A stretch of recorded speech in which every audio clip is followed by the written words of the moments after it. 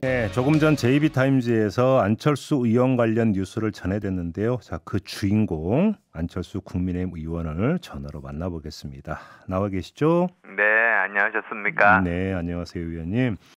여러 여론조사를 보면 의원님이 1등을 달리고 계시던데요. 어떻게 승기를 확실히 잡았다고 자평하십니까?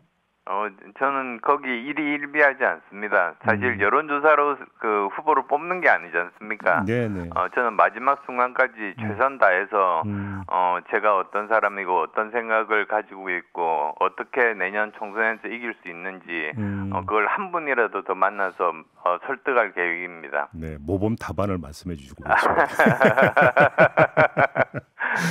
천하람 변호사가 그러니까 당 대표 출마 선언을 하지 않았습니까? 그렇죠. 천하람 변호사의 어떤 출마가 좀 변수가 될 수 있다고 평가하세요? 우선은 저는 진짜 천하람 변호사는 어려운 지역에서 노력하는 훌륭한 변호사 아닙니까? 네네. 그리고 또 저는 이번 경선 이전부터 말했습니다만 저는 천하람 변호사 뿐만 아니라 가급적이면 한 사람이라도 더 이번 전당대회에 참여하면 좋겠다. 그래야지 거기서 많은 국민들 관심이 모이고 누가 당선되더라도 우리가 저희 컨벤션 효과를 누릴 수 있어서 당으로 보면 굉장히 큰 자산이 된다. 그런 말을 한 적이 있습니다. 이게 저 개인적인 어떤 이해타산하고는 전혀 상관없는 얘기입니다. 그래요. 근데 어차피 지금 결선 투표제가 도입이 됐잖아요. 당대표 경선에서. 예, 그렇습니다. 아마도 이제 이런 질문 많이 받으셨을 것 같은데 만에 하나라도 그 1차에서 만약에 그 당대표가 확정이 되지 않으면 결선 투표로 갈 텐데 그러면 예를 들어서 천하람 변호사의 연대 가능성도 열려 있다고 봐도 될까요? 결선 투표가 있을 때와 없을 때가 그 양식이 좀 다릅니다.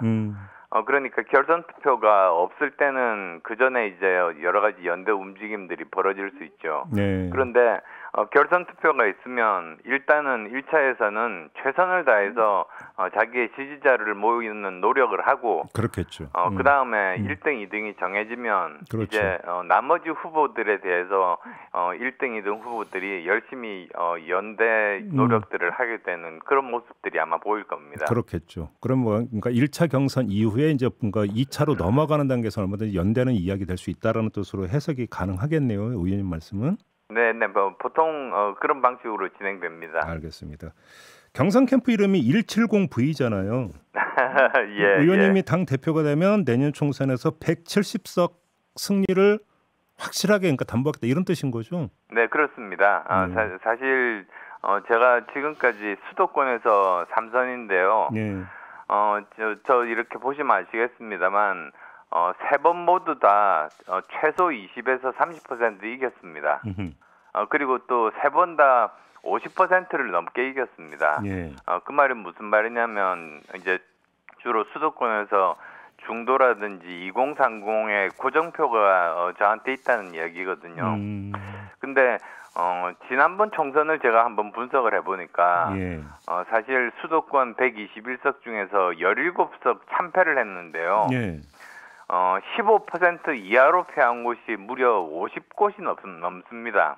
간발의 차로 패했다? 네, 그래서 저는 열심히 해서 이번에는 이곳들을 정말 이기게 만들 수만 있다면 그러면 70석 가능하다. 저는 그렇게 보고 있습니다.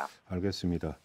그러니까 그 총선 필승을 위해서는 의원님이 당 대표가 돼야 된다 이런 말씀이신 것 같은데 근데 지금부터는 약간 골치 아픈 질문을 좀 드려야 될 것 같은데요, 의원님. 예. 경쟁자인 김기현 의원 같은 경우는 안철수 후보가 손댄 당 가운데 남아있는 게 있냐, 그런 리더십으로 어떻게 여당을 이끌겠냐 이런 식으로 비판했던데 어떤 말씀 주시겠어요?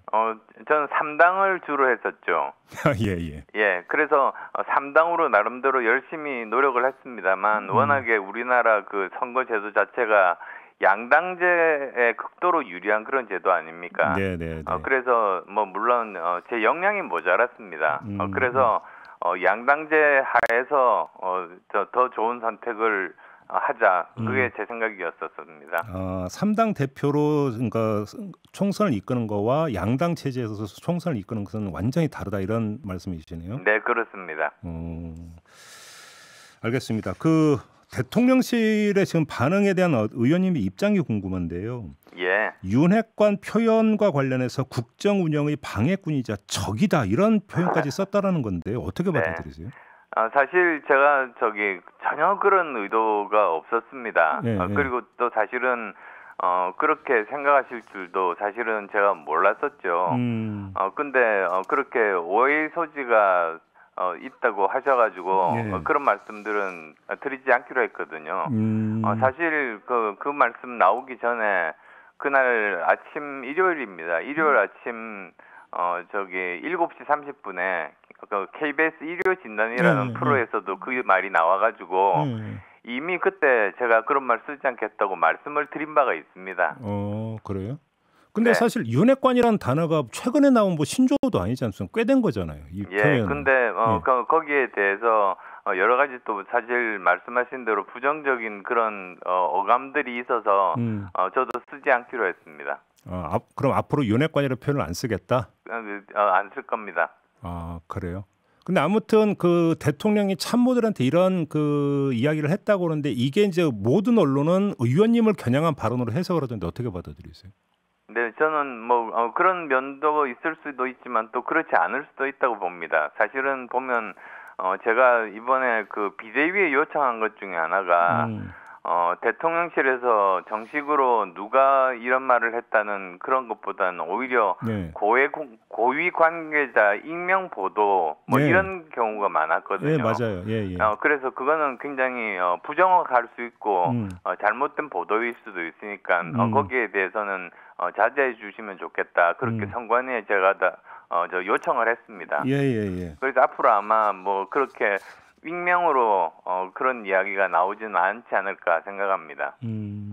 그러면 의원님 윤핵관이라는 표현을 떠나서 윤핵관이라는 표현에 담겨 있는 그 현상 내지 그 실체 이것도 없다고 보세요? 그것 자체가 여러 가지 사람들이 뭐라고 할까요? 어느 정도 그런 일이 있으면 안 되는데 그런 걱정들이 많지 않습니까? 사실은. 그렇죠. 그래서도 특히 저는 제가 당 대표가 된다면 그런 의심들은 전혀 없이 정말 나라 운영을 책임진 그 여당으로서 제대로 국가를 운영하는 하나의 파트너로서 사실 국가를 운영하는 건 정부니까요. 여당으로서 역할을 충실히 할 생각입니다. 그리고 이건 어떻게 받아들였어요? 어제 그 이진복 정무수석이 안윤연대라는 표현은 정말 잘못된 표현이라면서 대통령과 후보가 어떻게 동급이냐 이런 이야기를 했거든요. 어떻게 받아들이세요? 사실 그것도 제가 사실 그 대통령 후보 시절이었지 않습니까? 그때 단일화 때 그리고 또 인수위원장 때 쓰던 이야기였습니다. 그리고 또 제 의도는 윤 대통령님의 국정과제를 정말 충실하게 그리고 또 존중하면서 실행에 옮기겠다는 그런 뜻이었는데요. 그걸 나쁜 표현이라고 그렇게 생각하신다면 저는 쓰지 않을 생각입니다. 이것도? 그러면 윤핵관이라는 표현도 앞으로 안 쓰고 안윤연대라는 표현도 앞으로 안 쓰겠다 이런 말씀이신가요? 안윤연대라고 저는 쓴 적이 없습니다. 유난연대라고는 썼습니다만. 이진복 정무수석은 안윤연대라고 또 표현을 하더라고요. 그러면 다른 경선 주자들이 공개적으로 윤심을 거론하는 건 어떻게 평가를 하세요? 저는 그거 옳지 않다고 봅니다. 사실 그건 대통령께 굉장히 배를 끼치는 일입니다. 지금 저 사실 그 청와대에서 이렇게 당내 경선에 개입하는 것 자체가 정말 그 법적으로도 문제가 많고 그래서는 안 되는 일 아니겠습니까? 근데 그걸 후보들이 끌어들이는 건 옳지 않고 저부터 하지 않겠습니다. 그렇다. 알겠습니다. 아무튼 근데 대통령실의 익명의 관계자들이 여러 차례 의원님을 견제하는 어떤 그런 성격의 발언을 했었고 이진복 정무수석의 발언 이런 것들을 모두 종합을 해볼 때 그러니까 지켜보는 사람 입장에서는 대통령실에서 의원님을 바라보는 시선이 좀 날이 서 있는 거 아니냐 이렇게 좀 느낄 수밖에 없는데요. 그런데 후보 단일화의 파트너셨고 인수위원장까지 지내셨잖아요, 의원님. 근데 관계가 도대체 어떤 겁니까, 도대체? 글쎄요, 저도 사실은 정확하게 이해는 되지 않습니다만, 제 노력이 부족했다고 생각하고 더 열심히 노력할 계획입니다. 그래요? 아무튼 근데 그러니까 친윤 인사라고 하겠습니다. 친윤 인사 몇 분은 인수위 시절에 있었던 몇 가지 일을 그 공개적으로 거론을 하던데 이건 어떻게 받아들이세요? 예, 구체적으로 몇 가지 일들 하던데요. 네. 전부 다 제가 설명이 가능합니다. 그래요? 네, 그렇습니다. 그런데 뭐 여기서 이제 시간 관계상 하나씩 다 나열해서 이야기는 좀 힘들고요. 특별히 뭐 억울하거나 이건 정말 뭔가 잘못됐다 이렇게 그러니까 꼭 지적하고 싶은 내용이 있습니까? 저는 꼭 그렇지는 않습니다. 오히려 네. 어떤 문제가 발생을 했을 때 그 문제에 대해서 고민을 하다가 결국은 이거는 결국은 대통령께서 책임지고 끌고 가실 정부니까 정권을 다 대통령님께 해드리는 것이 옳다 그런 생각을 하게 됐습니다. 지금 그래서 혹시 그 말씀은 총리직이나 장관직 제의를 그러니까 고사에 따른 고대목과 관련해서 말씀하시는 겁니까? 총리직 제만 받은 적은 없습니다. 없습니까? 예, 왜 그러냐면 네. 사실은 인수위원장과 총리를 동시에 할 수가 없습니다. 네. 예, 그래서 저는 둘 중에서 인수위원장을 택한 것이고, 그래서 총리직은 제안할 수도 없었죠. 왜냐하면 인수위원장 한다라고 사표 내고 나서 총리를 해야 되는데 사실 그러면 그거는 국정에 혼란이 오거든요. 그럼 보건복지부 장관. 보건복지부 장관도 그때가 두 번 낙마를 하고 이제 세 번째 사람을 찾았을 때입니다. 예. 근데 그때 제 생각은 이랬습니다. 이대로 가다가는 세 번째 아무리 그 장관이 거기에서 이제 청문회에서 통과가 되더라도 할 수 있는 일이 없겠다. 왜 그러냐면 국회에서 법을 통과를 시켜주지 않기 때문에.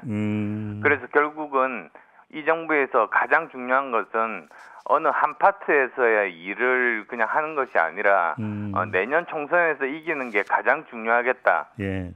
그래서 제가 그 순간에 이번에 전당대회에 출마하기로 결심한 겁니다.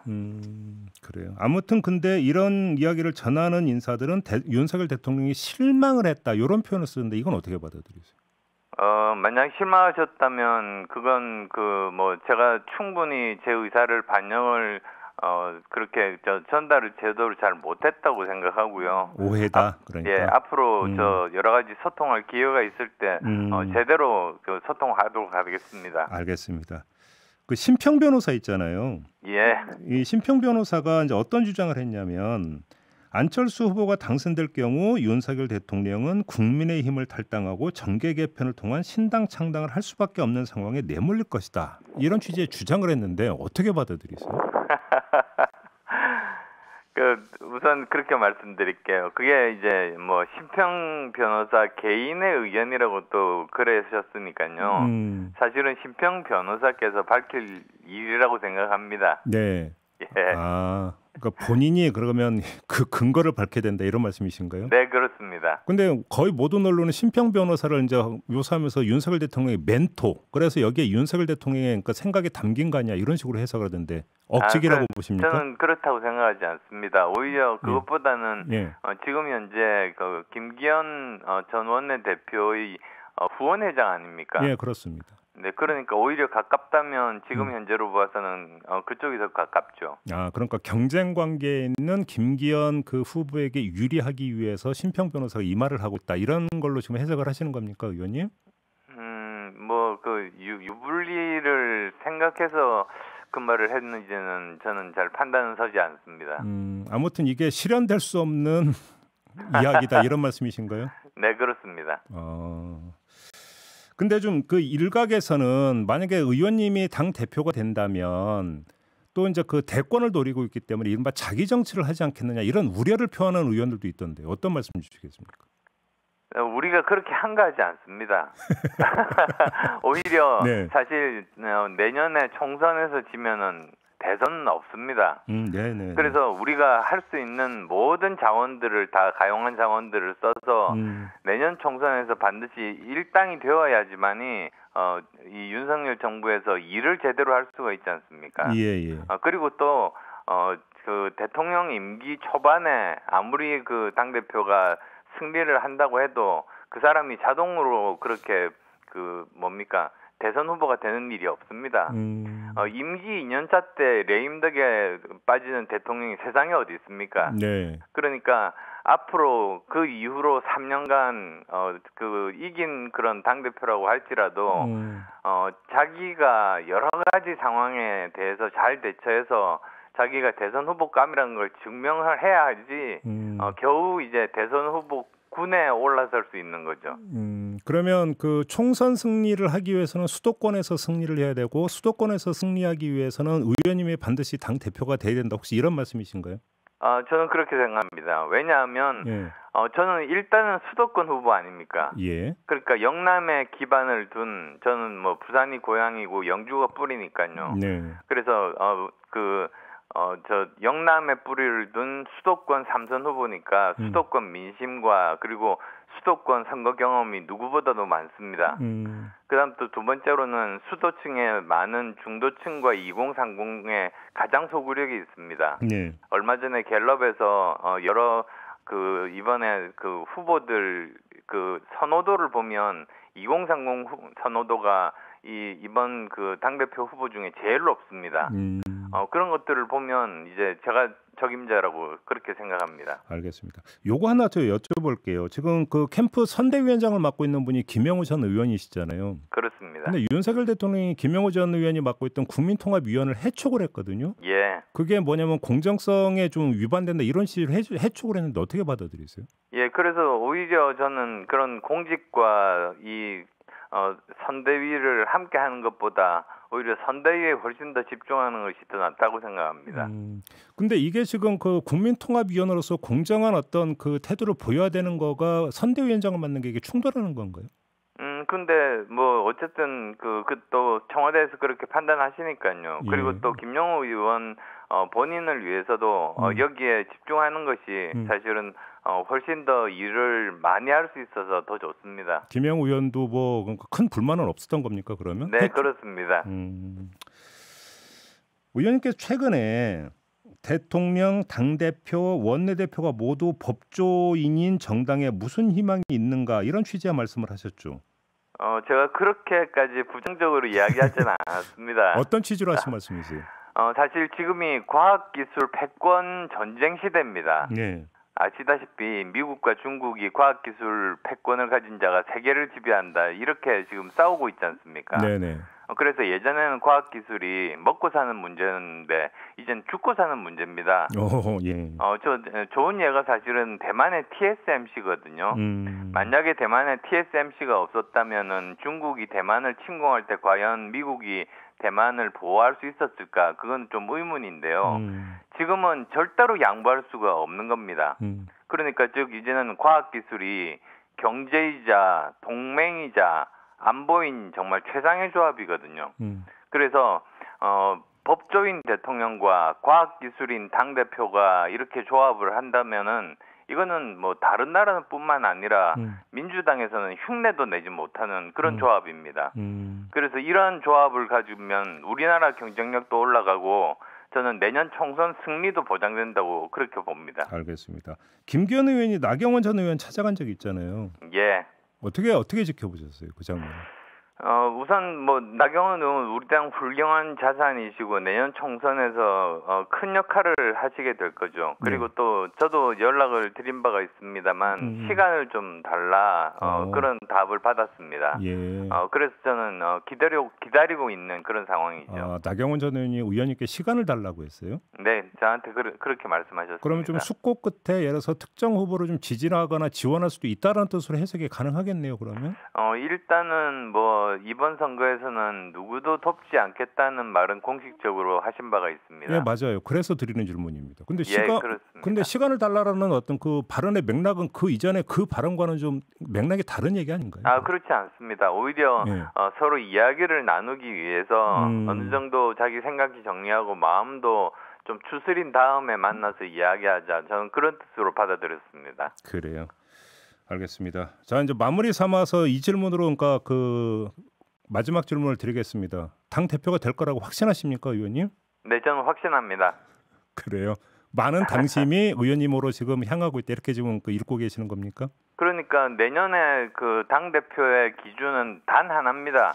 누가 한 표라도 더 얻을 수 있고 누가 한 사람이라도 더 당선시킬 수 있고 누가 한 사람이라도 더 지원 유세를 요청할 수 있는 사람인가, 특히 수도권에서 그런가. 예. 이제 그걸로 보면 저는 제가 최적임자라고 저는 확신합니다. 알겠습니다. 자, 말씀 여기까지 듣겠습니다. 고맙습니다, 의원님. 네, 감사합니다. 네, 국민의힘의 안철수 의원이었습니다.